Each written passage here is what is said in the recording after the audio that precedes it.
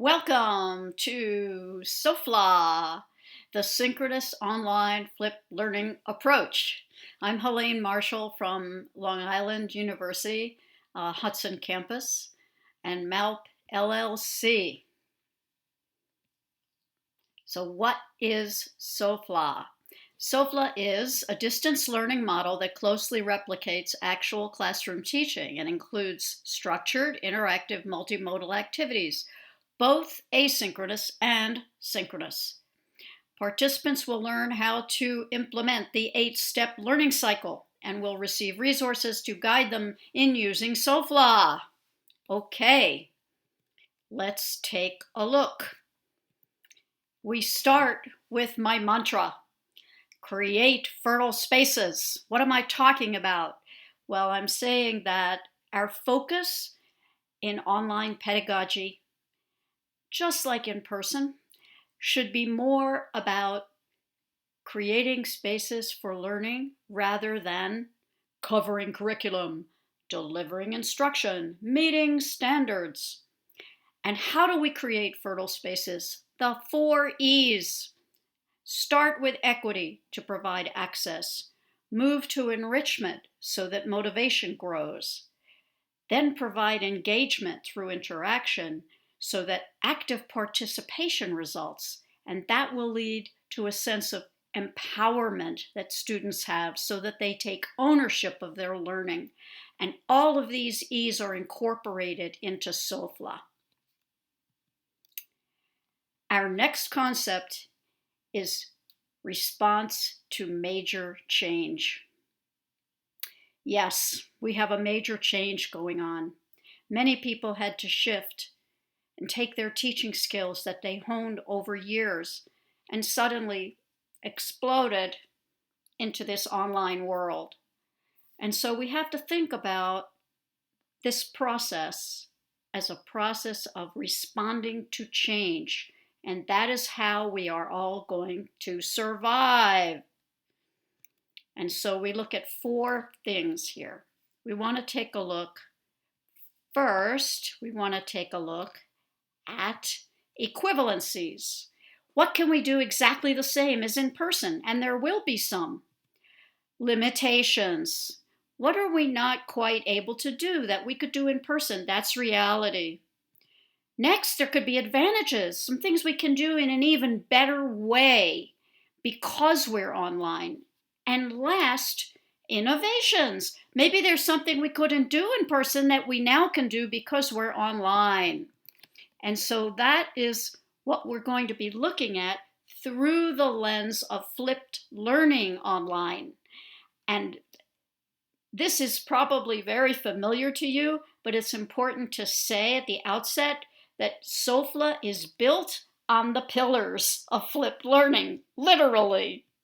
And we know the pillars of flipped learning include a flexible environment, those are those fertile spaces, a learning culture, that's what makes them fertile spaces, intentional content, that's where we do our creating, and professional educator is where we learn to collaborate and keep up to date. And that's what you're doing right now by learning about SOFLA. Now, when we flip, whether we flip in person or online, there are 4 questions to keep in mind, and I'd like you to keep those in mind as I go through SOFLA with you. So what are these steps? First, what to move out of class and what to put in class and why. Second, how to maximize comprehension and retention in the out-of-class work. We don't want to have to reteach when they come to class. We have to make sure that they understand and have done retrieval practice on the out-of-class work. Third, how do we maximize interaction and differentiation in in-class work? After all, the whole point of in-class is to have a dynamic interface, and that gives us the opportunity to maximize the interaction among students and to differentiate our instruction for them. And the fourth, very important in both in-class and out-of-class work, is to build in accountability and feedback. And by feedback, I mean both teacher to student and student to student and student to teacher. So let's go take a look at the steps. Are you ready? How many steps? There are 8 steps. 8 steps to SOFLA, and we're going to go through them very quickly. There'll be a lot more in-depth you can do at a later time. I'm going to whiz through these steps. So here we go. The first is the pre-work, of course, the out-of-class work. You can do video lessons, shared readings, and many other things, but our focus today is that. So explicit instruction, which is provided asynchronously. It must be 3 things: structured, interactive, and multimodal. It has to have targeted, embedded questions and activities. And then you're going to download the data and it will inform your instruction. You can tell what the students were able to understand or not and what the misconceptions were, and we'll talk about misconceptions at a later step of SOFLA. And quickly, what do I use for this? I use, the first is PlayPosit. PlayPosit is where I put my videos and embed my interactions. You can use any tool you like. I'll just give you a quick idea of what PlayPosit looks like. The questions pop out, and you can provide built-in feedback to your students. You can see how their responses went, and of course they can't go forward until they've responded. So that's one thing you can do. The other one is I use Perusal, and Perusal gives you text. They also do video, but not with the questions. So I use them for text. This isn't meant for you to read, but for you to see the interface with Perusal. Students highlight, and I and the students participate asynchronously or synchronously if we're there at the same time, and have a vibrant discussion next to it. And in that discussion, I use a model called SHAC, which I will be talking about in a later part of the video. But SHAC is share, help, ask, and comment, and it gives them a structure in order to interact online. Now, then we go to class. So class is step 2. Step 2 is a sign-in. So there are a lot of different ways you can do the sign-in. You could ask about the video, but you don't want to ask a specific question as you did in the video because you want an array of responses. Everyone's going to respond as they'd wish. They have to put their name. It's a way of taking attendance, making them come on time. What I find is I don't start class. Class starts with a sign-in. They know it'll be there. Some of them peek ahead of time so they can prep, make sure they know what the sign-in is. So you could ask, for example, about the video, what surprised you, puzzled you, inspired you. And they can't answer that if they didn't watch the video. And then you could ask something about the reading, whatever it is that you worked on with them. This example is taken from a language class. Write something you did yesterday and why you did it, and be ready to share. That's a great way to practice the past tense, which was probably in the video ahead of time. Also, readings. You can refer back to the readings and talk about a scenario from one of the readings and ask them for a takeaway from it or an application of it in their own lives. You can also ask them about something in the affective domain now and then, in this case, a question about COVID, because you don't want to ignore what's going on in the real world with your students. So it's not just a test of whether they did or understood the pre-work every time, but they know most of the time it is. Now let's go to step 3. This is a very quick version of SOFLA here. So this is the whole group application. The whole group application is the dangerous step because you're not going to teach. You're going to facilitate a collaborative activity. You're leading from behind, and they are applying what they learned in the pre-work. And this is where your instructional abilities come into play because you know what to target for them.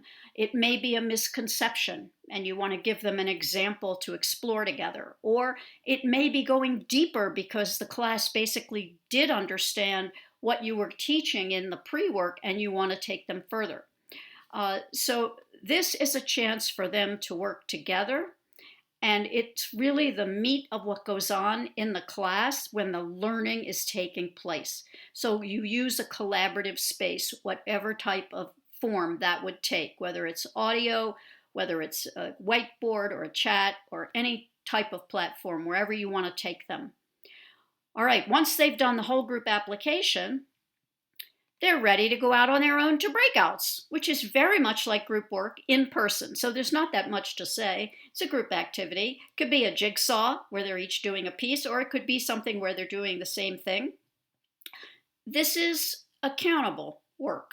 So they know they're producing a product, and you know who's in each room. As far as grouping, you decide how you group them just as you would normally. There are many different kinds of grouping configurations. You just want to make sure that it fits whatever you've structured for the breakout.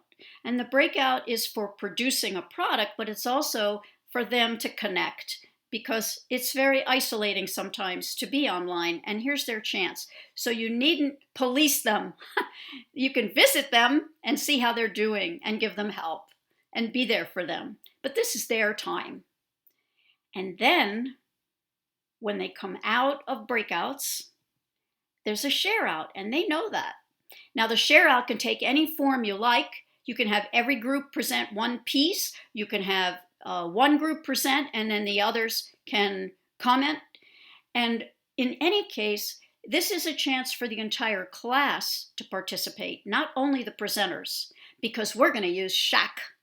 And SHAC is Khalid Fethi's technique for interaction among the students after they've been exposed to some content or presentation. So the 4 items they can choose from are to share something. Maybe their group did something differently, or personally they did something differently in regard to the topic. They can help. You know, you could try this, or have you thought of that? You might want to do this. Give them some advice, the group that's presenting, or ask them a question. Can you explain that piece that you just introduced? Or give a comment, which isn't just great job or something, but more of a reaction of what you learned from them, or something that you want to let them know is your take on what they presented from their group work. So SHAC is integral to step 5 of SOFLA. Now, essentially, class is over in that nothing new is going to be introduced from this particular lesson. The remaining steps are looking forward to the next lesson or reflecting back on this lesson. Let's see what those steps are. First, we come to preview and discovery, which is the most important step except for the pre-work, because it's your insurance policy to make sure the pre-work gets done. How do you do that? Well, have you ever seen a great movie trailer and you know when you watch it, you want to see that one? You want to see that film? Yeah, so this is your trailer.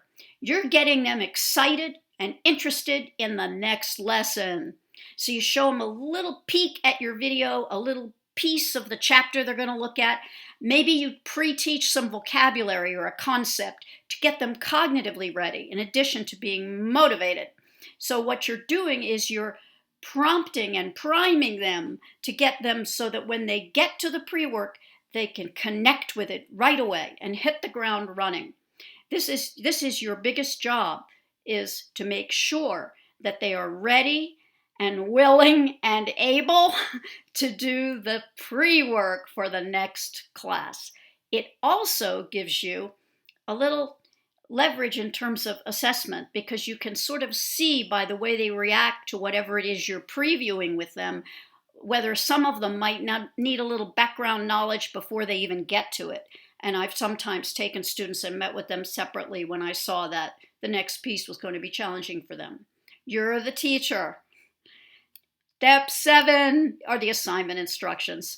Very straightforward. This is pretty much the same as you would do in person. Whatever you assign it. It might be regular pre-work assignments, or it could be to continue an ongoing project. It doesn't have to only be pre-work. It's whatever you're assigning them to do in your course.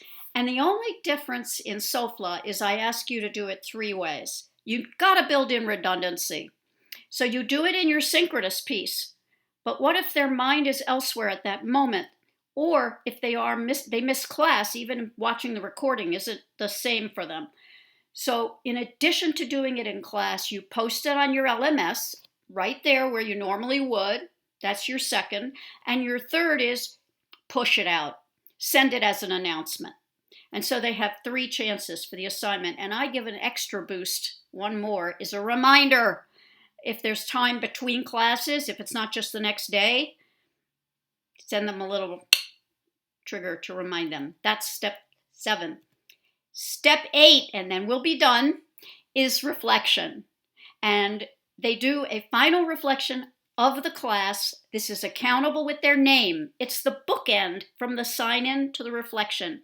You know they stayed in class, and they have to stay focused because what you're asking them is to reflect what resonates with you. What's your takeaway from the lesson?